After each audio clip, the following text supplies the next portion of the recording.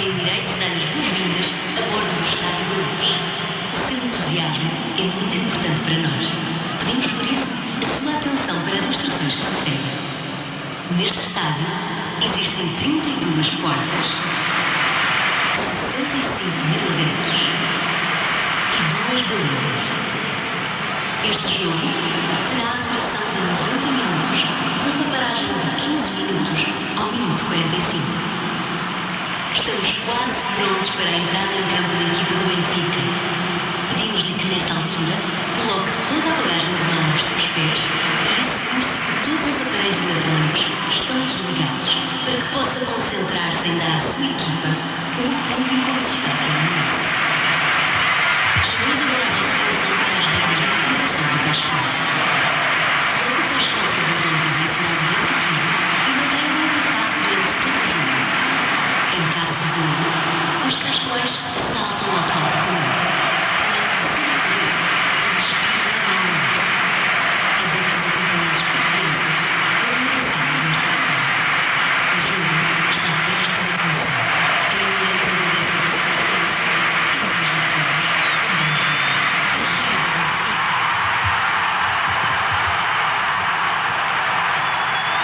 What a great kind of activity to do before a match.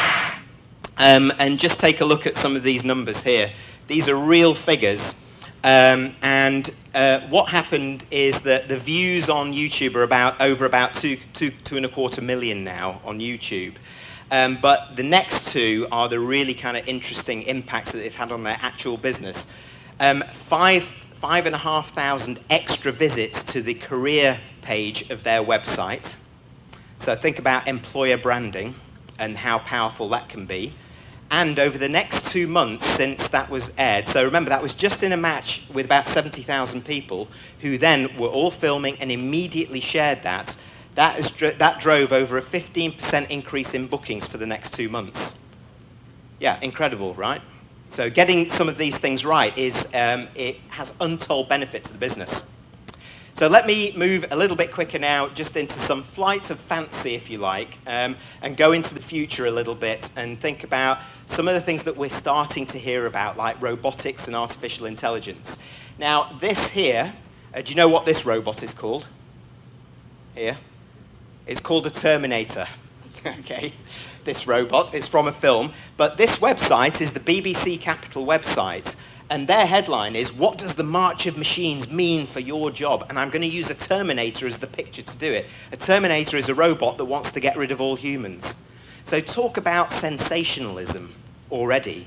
So the press and the BBC even, is kind of really blowing this up. The Bank of England, they said, the chief economist for the Bank of England came out and said, 15 million UK jobs are at risk fairly soon through robots. Not just kind of the manufacturing jobs that we might associate it with it, but through using AI and applying it to things like big data, it's kind of analytics centers, etc., etc. I'm going to do it. But all of those things that we kind of talk about robotics are robots operating in isolation to a human being, if you like, or might be close side, like in the automotive industry, for example, have used robotic devices to kind of make their cars for a while. However, we're now moving into the era where there's going to be kind of a more engaged and interactive robot. Do you know what the Honda robot is called? Do you know what his name is? Asimo, he's called. This was kind of developed in the 90s. It was to prove what you could do with robotics if you got it right. But what they've managed to do now is give it kind of more of they're trying to make it more intelligent. And now it can take penalties. So it's taking a penalty here. So if you just put it into YouTube, you can see it doing it. Now it's quite basic at the moment. But if you think about the technology lift on that in terms of balance, aim, shooting, and etc., and what that means. We don't need kind of too many kind of thought processes forward to think in the next 10 years the kind of leaps in technology that we're having. And there's even a hotel in Japan that you can go to, which is the Robot Hotel, or the Strange Hotel as it's called, which is run completely by robots. Has anybody stayed in it or seen it? Let me show you.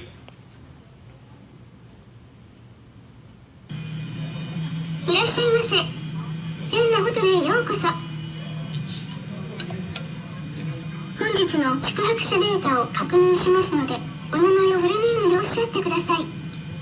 相内優香。Welcome. Welcome to the Handel Hotel.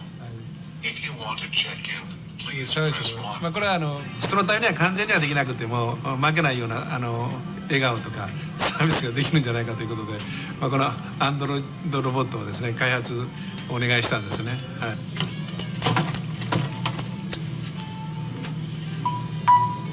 お部屋番号にお待ち。それではお荷物を乗せて出発いたします。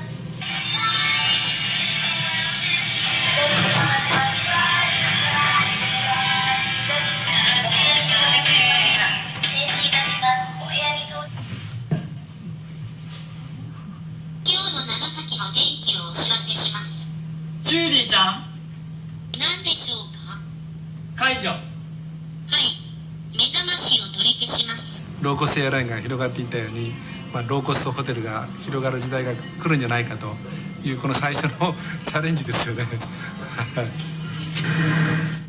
So that is the robot hotel. How many of you will be staying in there very soon? Be afraid, be very afraid. I think what I would have loved to have been at the marketing meeting where they said, I know, we can use a velociraptor behind the counter to welcome guests in, and all we need to do is put a little hat on it. It'll be so cute. Genius. I would never have thought of that. So that's robotics. But you know, how many of you have used or tried a virtual reality headset? Has anybody tried? You tried one, have you? How was the experience? It's like you're watching cinema. Yeah, so you kind of felt more immersed in it, did you? You know, it's interesting with the pace of technology, how ready we are to kind of embrace this. You know, most of us, I would guess in this room, you know, we're preoccupied with managing change and disruption, and it's still at the heart of our agenda from an HR and learning point of view. But you know what? We've got a lot better at it. We really, really have. If you think about the pace of change just with technology, only with technology, and what we've had to integrate and cope with in businesses over the last few years, you know, it's incredible what we're doing. And we're kind of very, very open to it now. And perhaps for my last video to show you, that's a little bit of a caution for us, a little bit of a watch out for us, because we are ready to move forward with this. Sometimes we just have to kind of think about what's right for us and what's real. Take a look at this, what Jaguar did.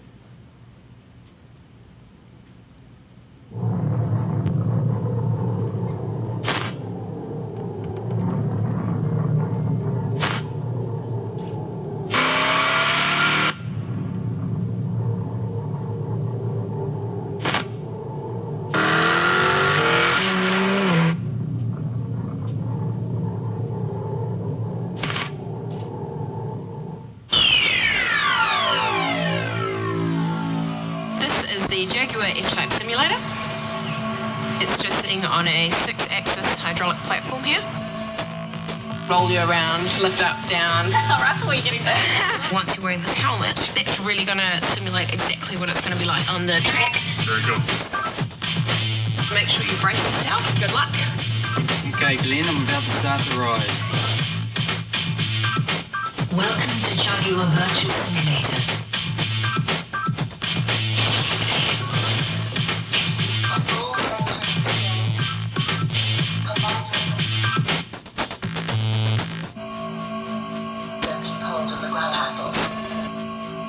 Are you ready to experience the power of Jaguar F-Type?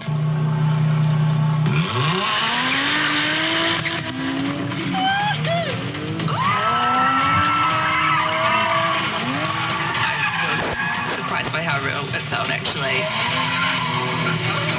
I'm a technician, I listen to the car, and if I didn't know better, I would think that I was in a real car. Acceleration off the mark's just insane. I used to race cars. I kind of have a feeling of how going at speed feels. It doesn't feel like a simulation. You don't get that acceleration, you don't get that pitch and turn from a normal VR experience. How'd you find that experience? Amazing. was unbelievably cool. No, shut up. Don't lie. You are s***ing me. Did you actually drive me around? Did it really go out? No, it didn't, did it? Right. That puts me out on the track. Yeah, well, that actually explains quite a lot. That was good. What an amazing car. Can I do it again? Do I want one? Yes.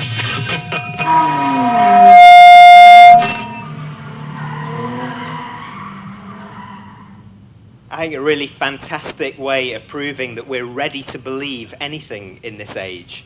Anything is possible, right? But be careful. What's appropriate and what's real? You know, over half of all of the searches on the web is for a restaurant.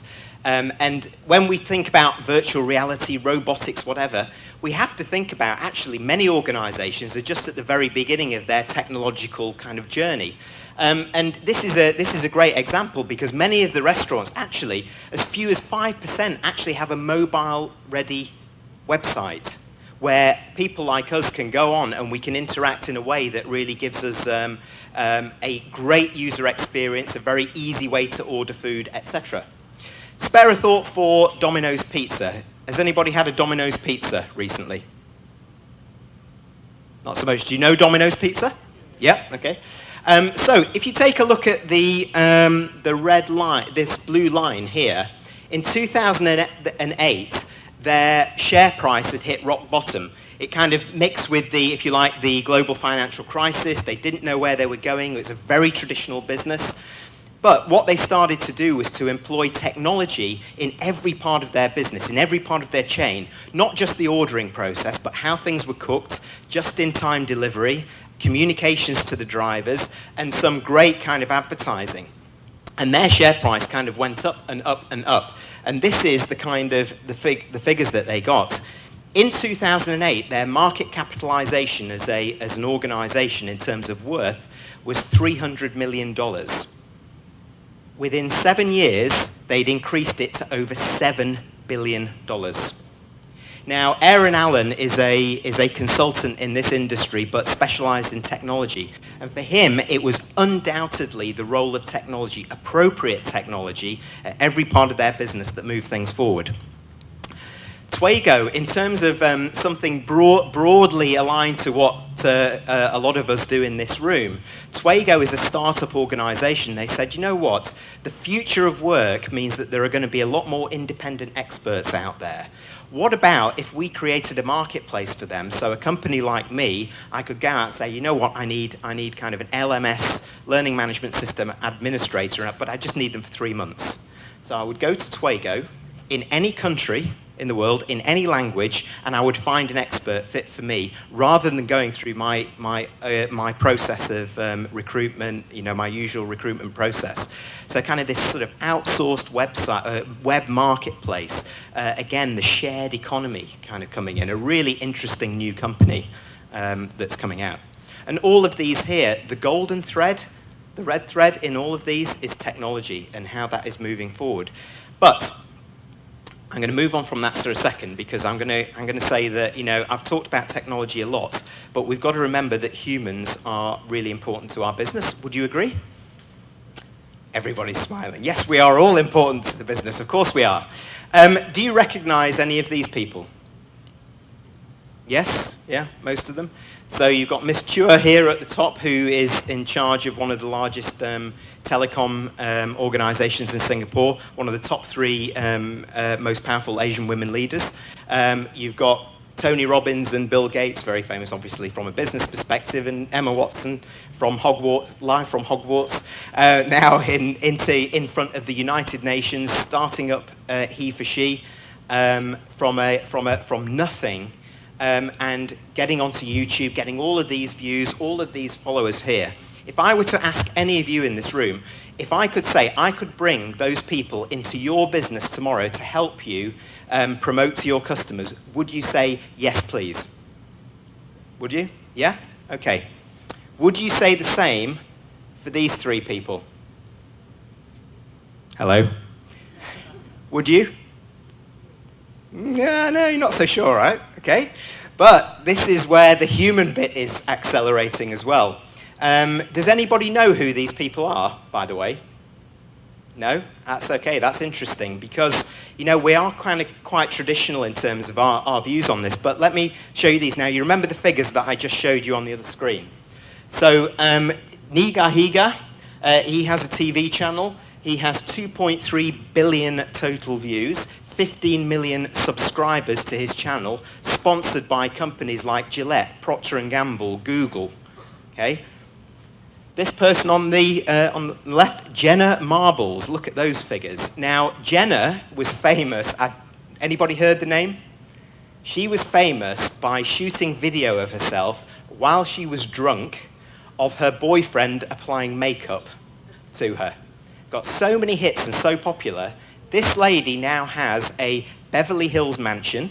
She earns over $500,000 a year just in terms of advertising revenue, and has people like L'Oreal, Lancôme, Mac, all of these things, all of these companies queuing up to try and get sponsorship behind them and try and get her behind the brand, because you cannot buy numbers like that, can you? And the guy at the bottom, PewDiePie, is even better, you know, and he's kind of coming from more a gaming background. You know, silly pranks, silly things, you know, reviews of movies and what have you. Again, being sponsored by major corporates, particularly in the kind of media section, so gaming companies, TV media. So this is where traditional companies like NBCU, they're going to him saying, let's be hip and try and do something. Or, would you prefer this? Something a bit more traditional. Do anyone watch Bloomberg TV occasionally? You know it, yeah? Are you sure you want to go there? Okay.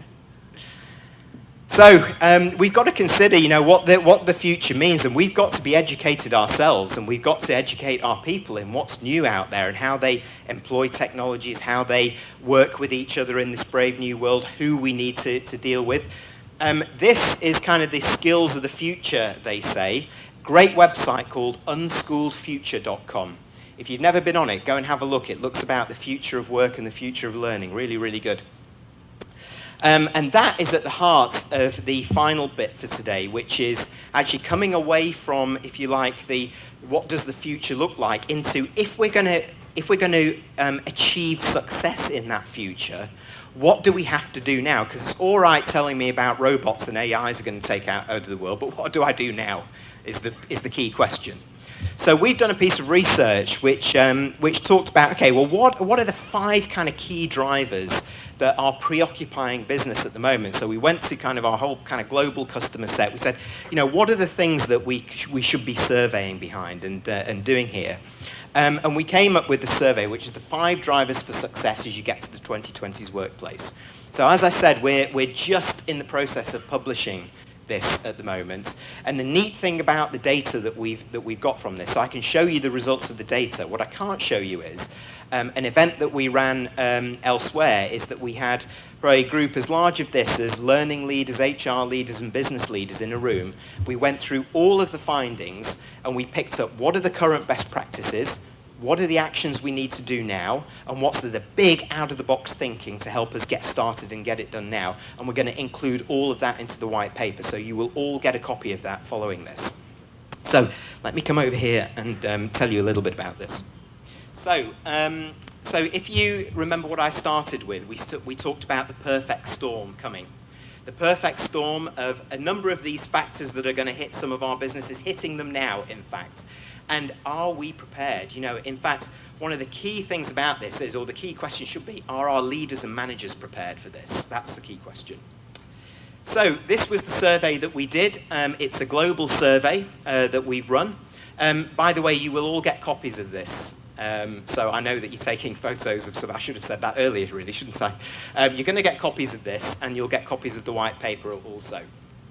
Those were the 5 drivers: the impact of technology, the broadening cross-generational mix, diversity and bias, which is a really, really important point to come out of this as well. The future of work as we know it, what does the office of the future look like? What about remote working, more independent workforce? And what about leader-manager readiness? The majority of those surveyed were in this region, including the Philippines as it happens, but it was a globalized survey. So, when we first asked what was the, out of all of these, what's the most important? The two that came out by far and away ahead of everything else was the impact of technology. It doesn't have to be robots, it can be technology, kind of mobile technologies that we're talking about, that's it. And leader and manager readiness. We just don't believe that our leaders and managers are ready, and both of those are impacted by those other three elements as well. So that is really kind of what came out of it was technology is the golden thread, but we've got a very real human problem actually brewing up. So let me take you through each driver little bit by bit. Okay, so the first one, the impact of technology. So we asked 3 questions per driver, and here's what we found. So we are going to have increased digital communication, collaboration. There'll be more physical distance between us, so we've got to get it right. A huge agreement towards that. And I think, from a corporation point of view, many traditional companies and organizations aren't ready for that. They haven't got the kind of technologies in place to do that. Remote work training in this brave new world of the 2020s is very different to what managing a remote workforce has been in the last sort of 10 years to 15 years. What are the technologies that can help us collaborate and communicate much better?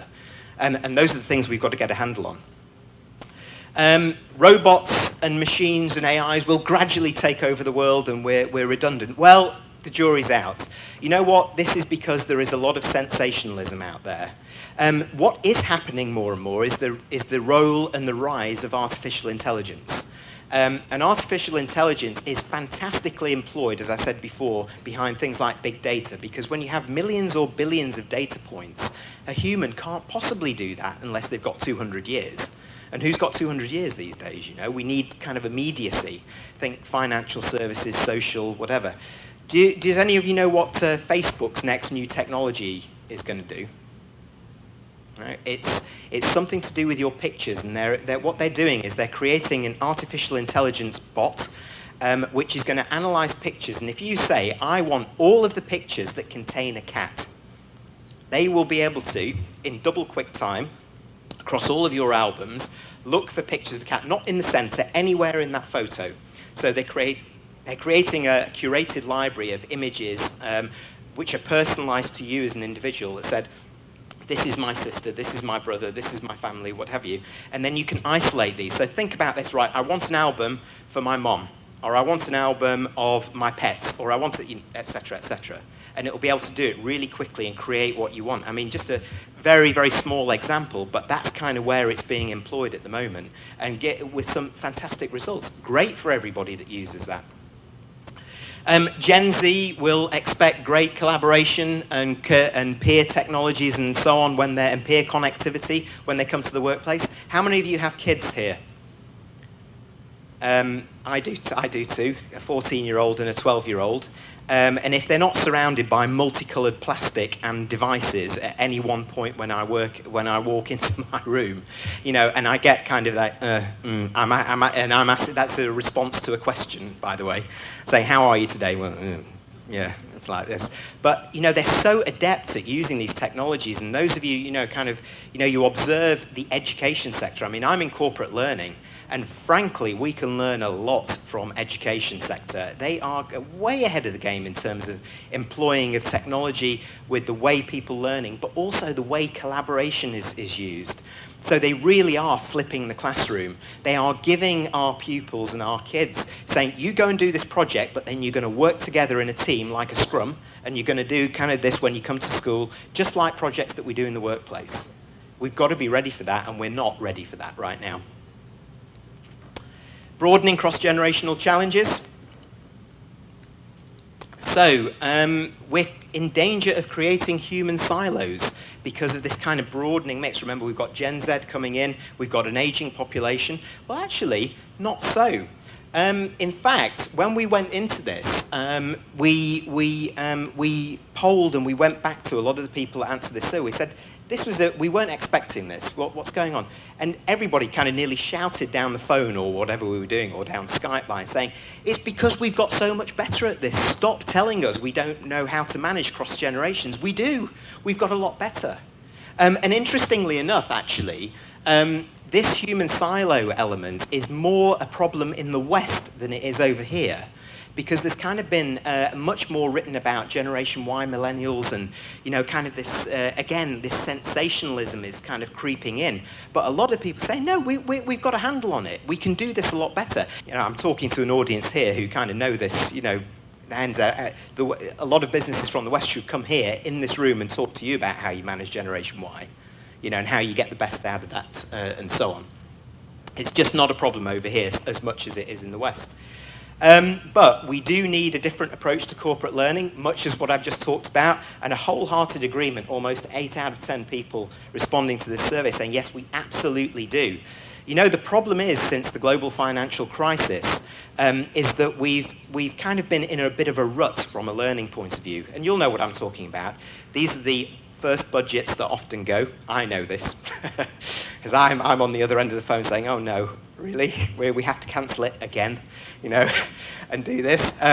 But, and then when the budgets come back, actually we've got so much of the traditional things that we need to do that we're not kind of future thinking in many organizations, and I include our own in this one, about what are some of these future skills that we need to get right. So we need to really kind of overhaul our learning and development a little bit. Diversity and bias, this was a really interesting one. So all of these kind of issues at the top, they are common issues, and they are in danger of being ignored, and a huge agreement to this. Yes, they are in danger of being ignored. And then when we ask the question about, well, what about your leaders and managers? Are they aware or not? No, most of them are blissfully unaware that we have any of these issues. And this is actually opposite to what I said before. This is more of a problem in the East than it is in the West. And obviously there is a strong cultural element in some countries to that as well, that hierarchical nature and a traditional way of doing business. But in a globalized world with a need to cross borders, even as a small, medium business, and to kind of think about, how we globalize our business and do business and attract talent even on a global basis, we need to become more aware of these, because otherwise people won't want to join us, or people won't stay in the organization. And it will mean that we've got to get more comfortable in the future, because it is likely that, if we're not in a multicultural organization, we may be dealing with multicultural elements. I mean, look at a lot of kind of the outsourced providers here, up in the middle of the night because you're kind of sourcing for, you're on standby for the US or whatever. You're dealing with people from the US, you're dealing with people from Europe, all over the place. And we need to get a handle on it a little bit more and more. But the problem is it seems to be that, yes, there is a problem here. But there is a it seems a majority is agreeing that there's a problem, but a real immobilization about what to do next, but we don't know what to do. How do we do this? We don't know. We're not tackling it. Nobody's having this communication, and nobody's leading the conversation internally in organizations. So from our point of view, looking at this, it's a challenge, and it's a problem in waiting that could get a whole lot bigger unless some organizations choose to pick it up. The future of work as we know it. So Generation Y, Generation Z, not ready for the workplace challenges, the reality of the workplace. 6 out of 10 saying, yeah, we agree with this. But interestingly enough, there's a split here as well. It's a truth mainly from those responding to the survey here in Asia Pacific region, but a myth in the West. And when we looked at that, it's like, well, they're saying, no, our higher education, when we were going back to some of the survey set, saying in the West, no, we're sure that there's a lot more workplace readiness activity happening, a lot more placement, a lot more kind of internships, getting people ready for the reality of work today. Whereas in the East, there's a way to go, apparently, according to this survey. This is one of those things that we have to get a handle on in terms of our organization. What is our policy, first of all, as an organization behind this? How do we communicate that policy? How do we train our managers and leaders to manage and lead in an environment like this? And how do we ensure our individual contributors are contributing efficiently? Or are we